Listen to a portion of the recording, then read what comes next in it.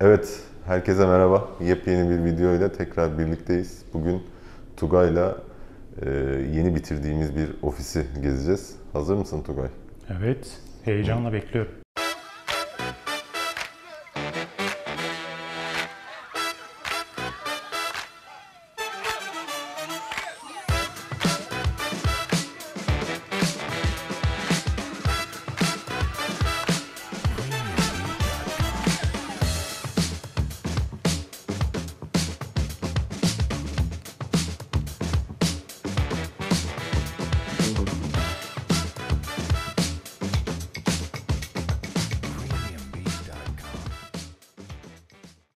İlk izlenimlerin nedir? Ofis yeni ve arkandaki kıvrım kıvrım devam ediyor. Evet. Fantastik bilim kurgu filmi. Sence burası ne üzerine faaliyet gösteren bir firma? İsmine bakmayıp tasarımına bakacak olursam daha önce Şöyle- gezdiğimiz birkaç teknoloji firması gibi biraz yaratıcılık gerektiren bir iş yapılan yere benziyor. Peki bu yeşiller sana bir şey ifade ediyor mu? Havaalanından gelirken Ankara'nın gelişini ifade ediyor. Hayır. Bak ofisin genelinde şöyle bir yeşil ton olduğunu, içerilere girmeden önce yeşil bir ton olduğunu, bir enerji, bir doğayla alakalı bir şey olduğu ile ilgili bir fikir veriyor mu sana? Onu düşünmemiştim. Değil mi? Evet. Pusula Enerji'nin ofisindeyiz. Burayı sıfırdan yaptık. Tamamken teslim aldık.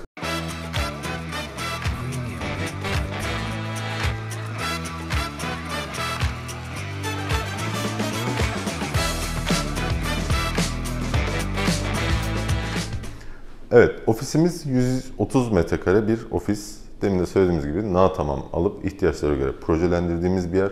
Bir yönetici odamız var, makam odası. Bir ayrı iki ofisimiz daha var ve giriş bölümü ve açık ofisimiz. Burada Yarı açık, yarı kapalı evet, bir ofis evet. istiyorsun. Tabii burada bir separatör planladık. Giriş alanını şimdi daha geniş göstereceğim. Separatörün amacı işte açık ofisi girer girmez görünür olmaktan kurtarmak amaçlı vesaire planlarımız vardı. Gördüğün gibi giriş alanındayız Tugay. Ofisin genelinde koyu tonlar ve yeşil etkisini kullandık. Girişte yeşil kullanmakla amacınız nedir? Girişte yeşil etki ofisin genelinde de var. Bu yeşil etki bize doğayı simgeliyor. Bu ofisin de teması aslında başta söylediğimiz gibi yeşil enerjiye yönelik bir faaliyet konusu var.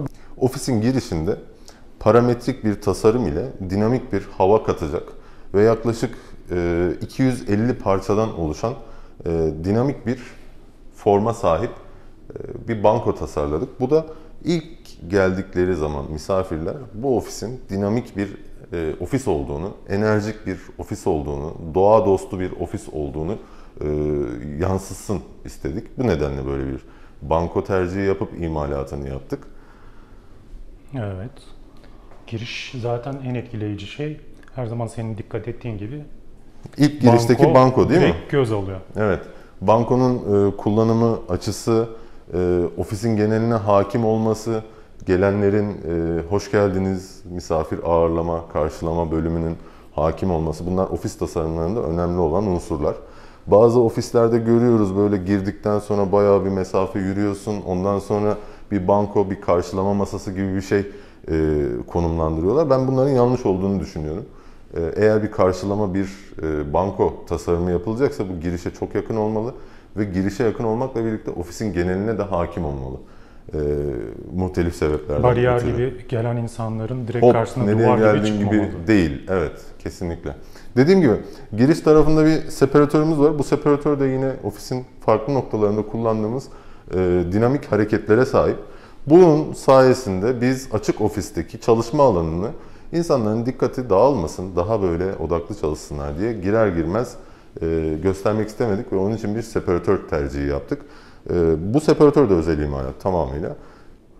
Gördüğün gibi bir bekleme koltuğumuz var. Aynı zamanda çalışma alanımız, açık ofisimiz olabildiğince dolaplarla çevrili. Bunun sebebi de tabii biliyorsunuz ofislerde arşiv ihtiyaçları oluyor, vestiyer ihtiyaçları oluyor. Ama tabii çok böyle göze batan, her yerde gözümüze gelen türden bir şey olmasından ziyade daha böyle tercih ettiğimiz tonların devamı, daha böyle kulpsuz detaylarla gizlenmiş dolap üniteleri olsun istedik.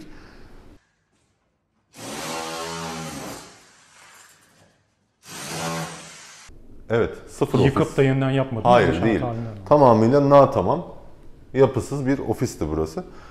Tabii biliyorsunuz sıfır ofislerde, tamam ofislerde size hem mekan planlama özgürlüğü sunuyor, hem malzeme seçimi özgürlükleri sunuyor. Tavan tasarımında esneklikleriniz mümkün.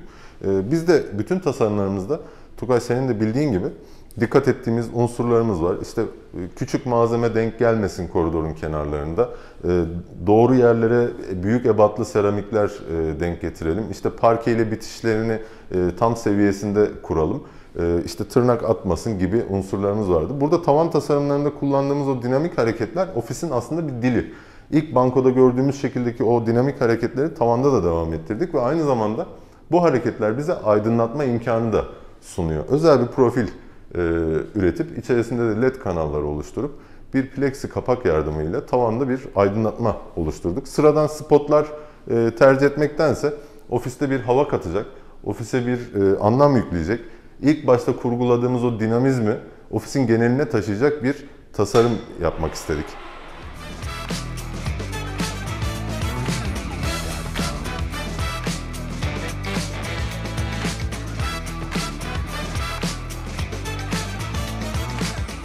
Evet Tugay, istersen ofisi bir gezelim birlikte. Burada Evet, gördüğün gibi olur. cam bir alanımız var. Burası birinci yönetici odamız. Sana burada göstermek istediğim bir yer boğatımız burada var, bir yer boğatımız burada var. Bu arada yer boğatı nedir? Elektrik ve internet, telefon, data gibi servisleri biz bu yer boğatlarında topluyoruz. İlerisi için burası eğer tek kişilik bir oda olmaktan çıkıp böyle 4 kişinin az önce gördüğümüz oda gibi çalışabilmesi için burada şöyle bir şey planladık. Buraya bir boğat koyduk. Burada bir masa yaparsak 2 kişi bu tarafta, 2 kişi karşı tarafta çalışır ve hepsine de internet, telefon, elektrik hizmetini götürebiliriz. Veya burası tek kişilik olacaksa tam burada bir yer boğatımız var. Bu yer boğatlarını çokça tercih ediyoruz çünkü cam yüzeylerde biliyorsun elektrik sistemlerini dağıtamıyoruz. Ofisin konumu, masanın konumu itibariyle de yer boğatlarını tercih ediyoruz. Ne olur ne olmaz diye biz olabildiğince bütün her yere de priz çekiyoruz. Bu gibi buralarda. Tabii bu da bu prizler bize ne işe yarıyor? Buranın elektrikli süpürgeyle süpürülmesi gerekebiliyor. Başka bir cihaz takılması gerekebiliyor. Gidip de işte yer boğatına veya işte masa üzerindeki priz modülüne bir şeyleri takmaktansa daha böyle rahat bir ergonomi sunuyor bize. Yeniliklere açık, öngörülü mimarlık hizmeti sunuyorsunuz. Aynen öyle. Her şey Ankara İş Mimarlık'la mümkün Tugay. Gördüğün gibi bir odamız burada. Buranın aydınlatmalarını dikkat ettiysen ofisin genelinde hakim olan o dinamik etki burada da var. Ama buraya bir de ilave olarak bir lineer aydınlatmayla bu masanın çalışma alanını da tanımlamış oluyoruz. Tavan aydınlatmasıyla farklı anahtara sahip tabii. Tabii evet. Burada hepsini farklı farklı açıp kapatabiliyoruz. Hatta tavandakiler farklı farklı da güç yakabiliyoruz. Dimmer'lı gibi düşünebilirsin. Şöyle tamamen kapattım. Birinci kademe, ikinci kademe ve lineer aydınlatma gibi. Harika. Diğer odamıza mı geçelim? Bir yan odaya geçelim. Burada da bir yönetici odamız var. Özellik olarak yan odanın aynısı mı? Buranın güneşi daha fazla. Burada fark ettiğim bir şeyi söyleyeyim. Evet, Ofisin senin devamlılığında sıkıcı olmasın diye yan tarafta gri renkte yaptığınız eğik duvarı burada mobilya şeklinde karşılığını yapmışsınız. Evet, Güzel. seni tebrik ediyorum. O dinamik hareketi tavanda devam ettirebiliyoruz, duvarda devam ettirebiliyoruz, farklı malzemelerle devam ettirebiliyoruz. İstersen sen bu tarafa gel, girişteki o duvarın etkisini de görmeni istiyorum çünkü. Kapıyı kapattığımız zaman burada bir duvarımız var. Aslında az önceki odada da aynısıydı. Buradaki duvarımızda da o dinamik etki var aslına bakarsan. Yani ofiste bir dil bütünlüğü olmalı her zaman. Ofisin bir aynı kalemden çıktığını yansıtacak bir detaylar silsilesi olmalı. İçeriye girenler bunu anlamalı. Burası bir mimar tarafından tasarlanmış, iyi bir mimar tarafından tasarlanmış denmeli bana kalırsa. Bunları da tabii ki farklı malzemelerle farklı formları bir araya getirmek, dil bütünlüğünü devam ettirmek gerektiğine inanıyorum.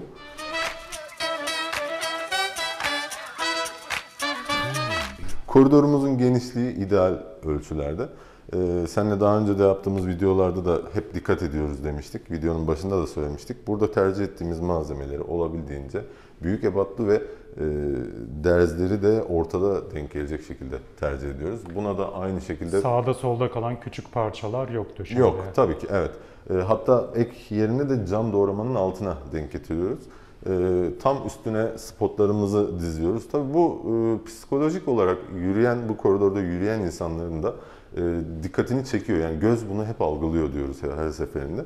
Bu ofiste başta söylediğimiz gibi ofisin yerleşim özgürlüğü sunmasından bahsetmiştik.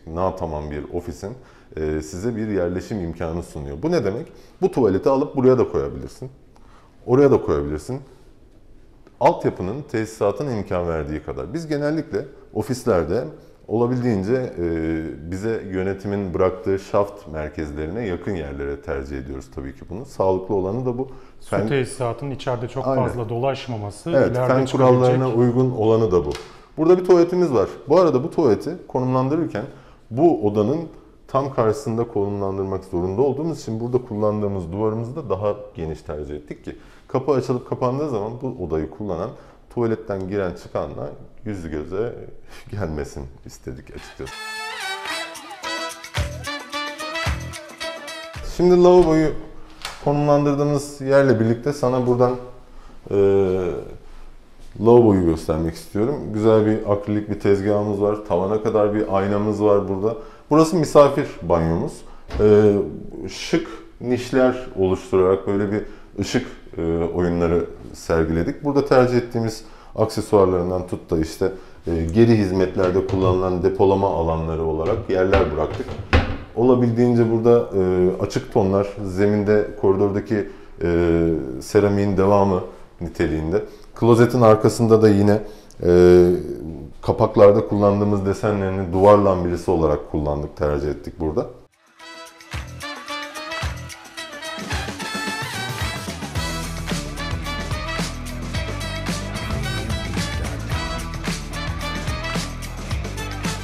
Evet, genel VC'miz bu şekilde Tugay.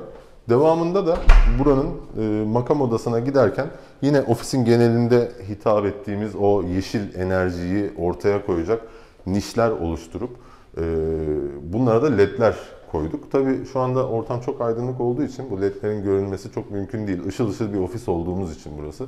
Gündüz çok fazla belli olmuyor ama akşam saatleri veya kışın havalar erken karardığı dönemlerde bu aydınlatmalar çok güzel bir etki oluşturuyor. Hazırsan makam odasına gidelim. Heyecanla bekliyorum.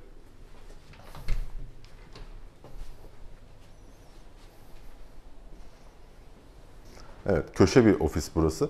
Ofisin genişliği ve enini hesaba kattığımız zaman makam odasında ortadan girmek zorunda kaldığımız bir durum söz konusu. Az önce dediğim gibi tuvaletleri yerleştirdiğimiz yerlerin hemen ardında bir koridor oluşturarak ofisin odasına, bu makam odasına giriş yapıyoruz.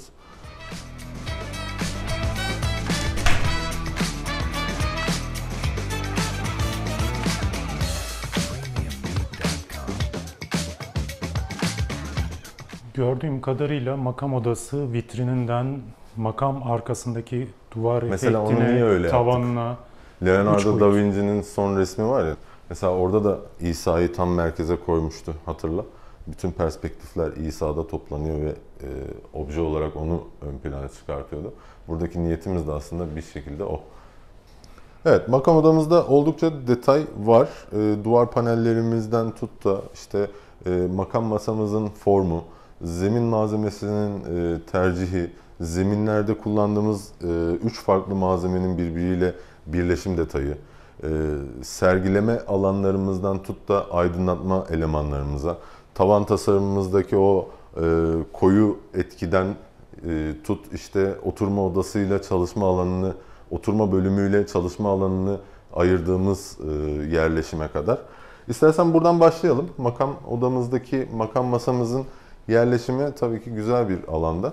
Burası ince uzun bir ofis odası olması sebebiyle orta tarafta bir televizyon yerleştirdik. Ve köşe bir ofis olması sebebiyle televizyonu asabileceğimiz bir duvarımız yoktu. Yanlış bir yerleşim yapmaktansa ortada ortak bir televizyon alanı oluşturarak bu televizyonun hem oturma alanına dönmesini hem de makama dönmesini sağladık.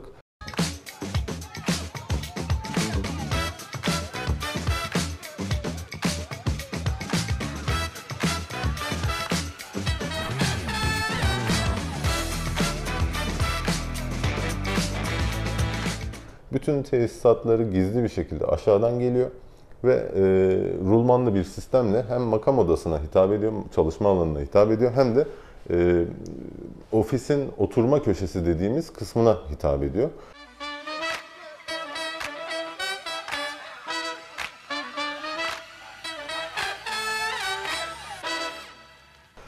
Makam masasının arkasında planladığımız bir panomuz var. Bu panomuz doğal ahşap kaplamayla yapılıyor.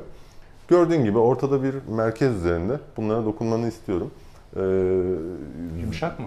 Yok. Hissi bana hissettirir misin? Pütürlü bir yüzeye sahip. Yüzünde onu görmek istiyorum. Bir türlü olduğu zaman mesela insanda nasıl bir his uyandırıyor? Dokunur Şimdi musun? bunu ben imalatını yaptığım için bunlar benim bebeklerim gibi. Hani kendi bebeğine nasıl dokunursun, kıyamazsın.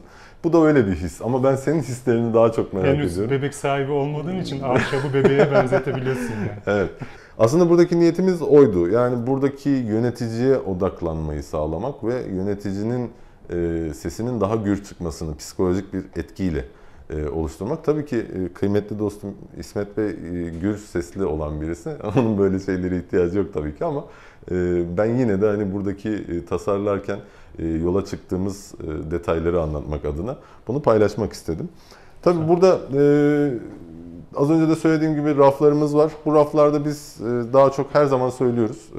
Anılarımızı sergilemek isteriz. Çünkü gün içerisinde yoğun saatler geçirebiliyoruz. Bu saatlerde böyle geçmişten gelen anıları, örnek veriyorum, yurt dışında bir seyahatten aldığımız bir aksesuarı gördüğümüz zaman bize o seyahatimizi anımsatacak bir etki yarattığı için bu tür sergileme alanları bırakıyoruz. Makam odasının evrak, herhangi bir dolap ihtiyacını nasıl karşıladınız? Makamın ne evrakla işi olacak Tukay? O da doğru. Anca oyuncak, vitrin falan diyorsun. Ama odaya ihtiyacı olabilir. Oo. Bak burada gizli bir odamız var. Kendinden hidrolik, ankastre bir hidroliği olan gizli bir oda burası. Kapandığı zaman belli olmuyor. Kendi kendine kapanabiliyor. Kendi kendine kapanmasının ne özelliği var? Yani açık bırakma şansınız da olmuyor. En azından sürekli kapalı kalıyor. Ve en son konumda da park haline geçiyor. İsterseniz bu şekilde de tutabiliyorsunuz. Özel bir aksesuar bu. Burası makamın özel odası, dinlenme odası. Burada dolaplarımız var. Aynı zamanda burada yedek takım elbise, yedek bir kıyafet de tutabiliyoruz. Gün içerisindeki yoğun tempoda ihtiyaç olabiliyor bu tür şeylere. Burası aynı zamanda da makamın WC'si. Evet, genel bir banyonun haricinde bir özel makam WC'miz var bu dinlenme odasından geçen. Burada tercih ettiğimiz aksesuarlardan tut da bataryasından tezgahına, duşakabininden duş bataryasına, klozetinden kumanda paneline kadar hepsi siyah tercih ettik. Burası da böyle. Beğendin mi buraları Tugay? Evet. Güzel oldu değil mi? Güzel, sağlam, kullanışlı. Evet. Devam edelim mi? Lütfen. Evet. Burada önemli bir unsur var aslında sana makam odasında göstermek istediğim. Genel olarak odaların yerleşimlerini ya bir duvara yaslarız ya bir öbür duvara yaslarız. Biz ortada kalmayı tercih ettik. Bu hem her yerden sirkülasyon kolaylığı sağlıyor. Yeterince büyük bir masa ile önünde oturulacak şekilde etrafında da dolaşılabilecek bir oda elde etmemizi sağlıyor. Sana bu taraftan göstermek istediklerimden şu aydınlatmayı makam masasının üzerine koyarak buranın bir alan olduğunu tanımladığımızdan bahsetmek istiyorum. Makam odasında oturma tarafında söyleyeceklerim bunlar. Demin de söylediğim gibi burada bir televizyon tercih ederek odanın ince uzun olmasından dolayı, iki tarafının da cam olmasından dolayı burada kullandığımız televizyon aynı zamanda da oturma alanına hitap ediyor. Bunun altını da aynı zamanda dolap olarak kullandık. Söylediğim gibi zeminden gelen bütün o kablolar dolap içerisinden rulmanlı şaftımıza ve televizyonun arkasına ulaşıyor. Burada kullanacağımız bütün raf alanları oluşturduk. Bardak vesaire konulabiliyor. Aynı zamanda burada da aynı durum söz konusu. Ve bunlar iki taraflı. Hem oturma tarafından kullanılabiliyor hem de çalışma tarafından kullanılabiliyor. Evet, şimdi sana oturma bölümünü göstermek istiyorum. Buradaki televizyonumuzu bu tarafa aldıktan sonra evet, sonsuz bir döngüye sahip değil bu televizyon. Biliyorsun orada rulmanlarda bir kilit mekanizması oluşturmadığımız zaman bu böyle 360 derece dönmek isteyecektir. O zaman da bütün o kablolar vesaire sıkışma yapacaktır. Elektrik kablolarının ona çözüm olabilir ama sinyal evet, kablolarında uygun değil o. Uygun değil. Onun için biz kilitli bir rulman tercih ettik. 360 derece dönemiyor. Sadece bizim belirlediğimiz bir aksta dönüyor ve o aksın devamında kilitleniyor.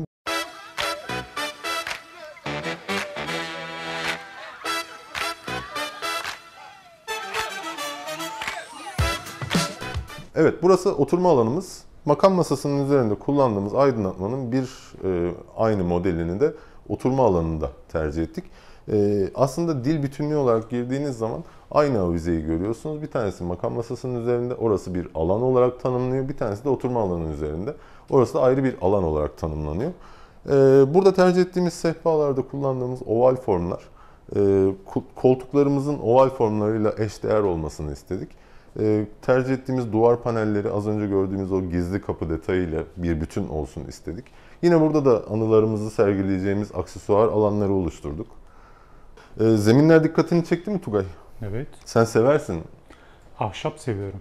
Ahşap bunlar da zaten ve gerçek ağaç. Bu balık sırtı uygulama bir işçilik metodu aslında. Bu etrafında bir siyah bordür mermer ile dönerek ofisin genelinde kullandığımız doğal mermer uygulamayı da makam odasına taşıdık. Tabii daha sıcak bir etki vermesi için ortada da balık sırtı desenli meşe ağacından lamine parkeler tercih ettik. Birleşim detaylarını görmeni istiyorum. Bunların çok özel detaylar. Hepsinin kalınlıkları farklı biliyorsun. Parkenin kalınlığı farklı, mermerin kalınlığı farklı, geçiş çıtalarının kalınlıkları farklı. Bu demek oluyor ki altındaki atılan düzeltme şaplarının da kalınlıkları farklı olmalı. Çünkü dümdüz bir şap attığınız zaman parkenin yüksekliğiyle mermerin et kalınlığı bir olmayacağı için kod farkları olabilir. Bunlar hepsi teker teker böyle proje aşamasında planlanan, iş programı oluşturulan detaylar aslında. Tabii işin totalindeki o güzelliği de oluşturan detaylar aynı zamanda. Evet, gördüğün gibi burada siyah mermer bordürler tavanda da devam ediyor aslına bakarsan. Sen demin klima yok mu gibi bir şey sormuştun burada. Sıcaktı ilk geldiğimiz zaman. Evet, kullanılmıyor şu anda burası. Yukarıda klimalarımız. Burada sana... Görünmüyor hiçbir kaynağı. Evet, görmüyorsun. Fakat... Sen şu ahşap ızgaralardan söz ediyorsun. Evet, evet. Sen ne anladın? Klimayı onun arkasında mı gizlediniz yani? Evet. Ha, Bunlar hareketli paneller aynı zamanda. Yarıklar gibi bir şey göreceğimi zannediyordum ama... Evet, burada zemindeki o mermer iz düşümünü tavanda da devam ettiriyoruz ve bir iç havuz oluşturuyoruz. Dikkat edersen orada yivli köşe detaylarımız var. Bu sayede ahşaptan bir çerçeve oluşturup bir iç çerçeve daha, bir iç havuz daha oluşturduk. Burada 3 farklı malzeme var. Füme aynamız var, düz aynamız var ve baffle tavanlarımız var. Özel bir tasarım aslına bakarsan. Çok benzerini görmek mümkün değil bu tasarımın. Çünkü buraya özgü yapıldı ve uzun uğraşlarla ortaya koyduk. Az önce söylediğim gibi klima sistemlerine de müdahale edebiliyoruz. Bu paneller hareketli, menteşeli paneller, basıp aşağı indirebiliyoruz ve yukarıdaki klima hatlarına da müdahale etme imkanı sunuyor. Uzun süre sonra sahalara hızlı bir dönüş yaptın Umut. Evet, hızlı bir dönüş yaptık. Güzel bir video çıkmasını umuyorum. Beğenilerinizi, eleştirilerinizi yorumlarda bekliyorum. İzlediğiniz için teşekkür ederim. Kanalıma abone olmanızı isterim. Herkese sağlıklı haftalar. Teşekkürler, hoşça kal.